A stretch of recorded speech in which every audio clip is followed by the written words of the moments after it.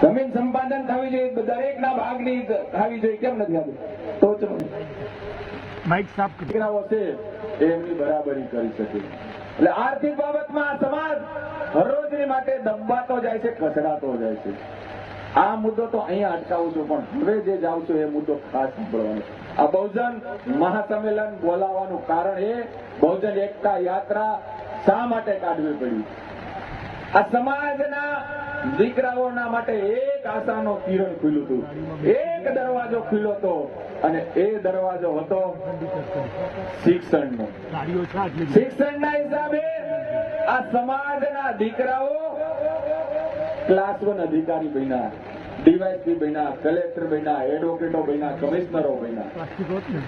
આ પરમાર સાહેબ, રાઠોડ સાહેબ, સોલંકી સાહેબ, આ સાહેબો બનવા મળ્યા, અને એ જયારે ઓફિસની અંદર બેસતા થયા એટલે માલિકને બહાર બેસી અને પરમાર સાહેબની, રાઠોડ સાહેબની જે પરમિશન લેવી પડે એ માલિકને ફરીથી ખૂંચવા મળ્યું. માલિકને ખૂંચવા મળ્યું.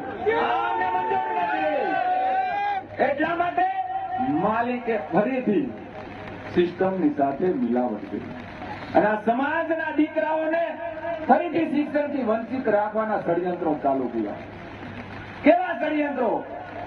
આમને શિક્ષણ ક્યાં મળે છે, ક્યાંથી મળે છે? શિક્ષણ મળ્યું તો આપ્યું નહીં.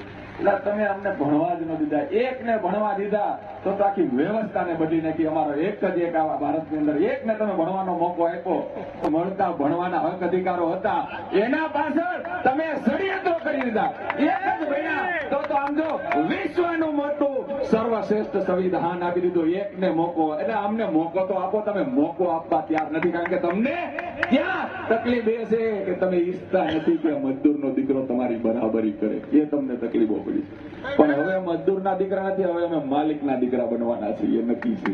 મજદૂર નથી, આ દેશના મૂળ માલિકો છે, એટલે માલિક બનવાના છે. કેવી વ્યવસ્થા કરી?